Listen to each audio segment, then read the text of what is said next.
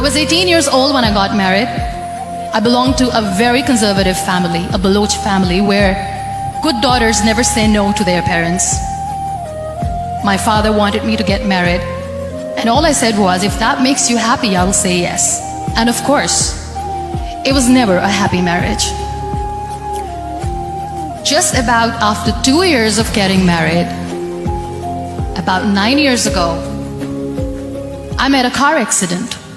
Somehow my husband fell asleep and the car fell in the ditch. He managed to jump out, saved himself. I'm happy for him.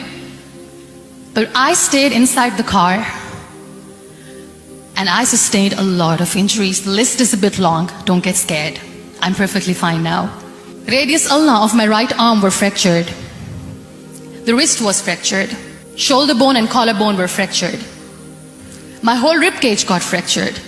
And because of the rib cage injury, lungs and liver were badly injured. I couldn't breathe. I lost urinary bowel control. That's why I have to wear the bag wherever I go. But that injury that changed me and my life completely as a person and my perception towards living my life was the spine injury. Many people came to rescue. They gave me CPR. They dragged me out of the car. And while they were dragging me out, I got the complete transection of my spinal cord. Those 2.5 months in the hospital were dreadful. I will not make up stories just to inspire you. I was at the verge of despair. One day, doctor came to me and he said, well, I heard that you wanted to be an artist, but you ended up being a housewife. I have a bad news for you.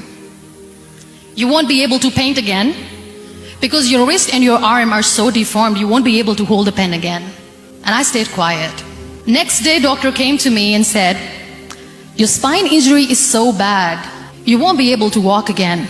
I took a deep breath and I said, it's all right. The next day, doctor came to me and said, because of your spine injury and the fixation that you have in your back, you won't be able to give birth to a child again. That day, I was devastated. I still remember, I asked my mother, why me? And that is where I started to question my existence, that why am I even alive? My mother said to me, this too shall pass. God has a greater plan for you. I don't know what it is, but He surely has. And in all that distress and grief, somehow or the other, those words were so magical that they kept me going. I was trying to put that smile on my face all the time, was hiding. It was so hard to hide the pain, which was there.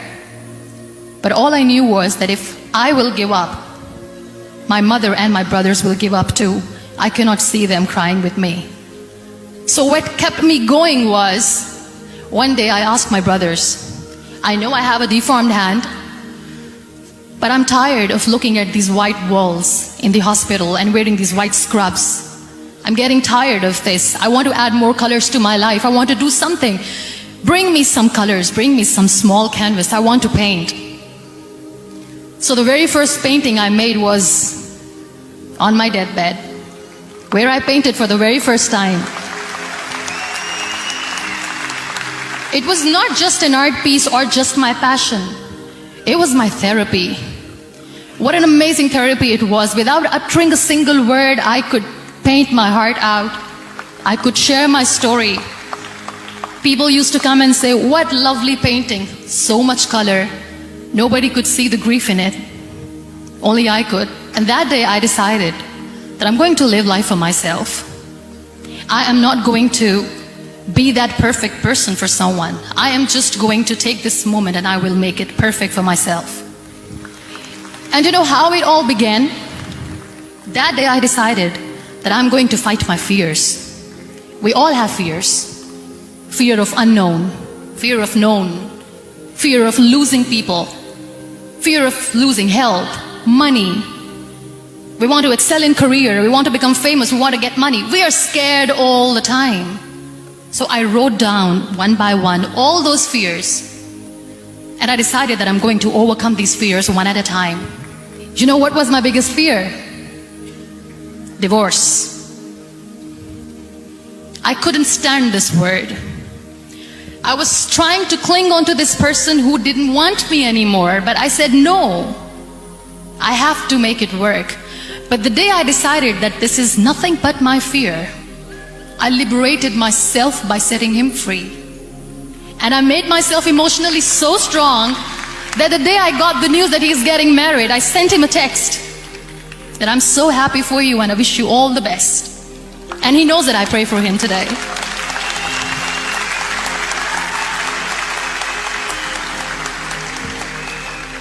My biggest fear, number 2, was I won't be able to be a mother again. And that was quite devastating for me. But then I realized there are so many children in the world, all they want is acceptance. So there is no point of crying, just go and adopt one. And that's what I did.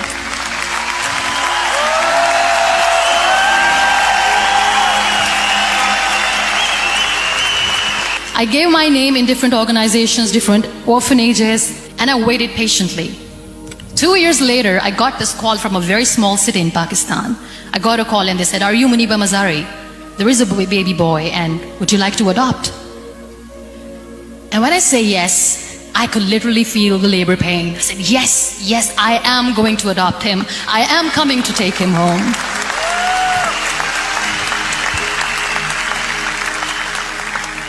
And that day, I was 2 days old, and today he's 6. You know, when you end up being on the wheelchair, what's the most painful thing? That's another fear that people on the wheelchair or the people who are differently abled have in their hearts, but they never share. I'll share that with you. The lack of acceptance. People think that they will not be accepted by the people because we, in the world of perfect people, are imperfects. So I decided that instead of starting an NGO for disability awareness, which I know will not help anyone, I started to appear more in public. I started to paint. I always wanted to. I have done a lot of exhibitions. I'm Pakistan's first wheelchair-bound artist. I have done a lot of modeling campaigns, different campaigns for brands like Tony and Guy. I decided that I'm going to join the national TV of Pakistan as an anchor person. I became the National Goodwill Ambassador for UN Women Pakistan, and now I speak for the rights of women, children.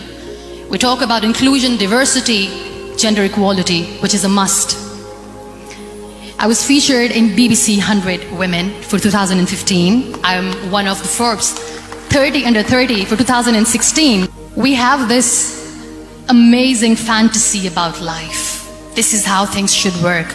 This is my plan. It should go as per my plan. If that doesn't happen, we give up. So my dear friends, let me tell you one thing. I never wanted to be on the wheelchair. Never thought of being on the wheelchair.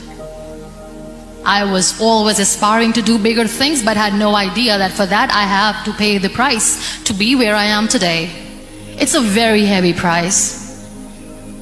This life is a test and a trial, and tests or trials are never supposed to be easy. So when you are expecting ease from life, and life gives you lemons, then you make the lemonade, and then do not blame life for that, because you were expecting ease from a trial.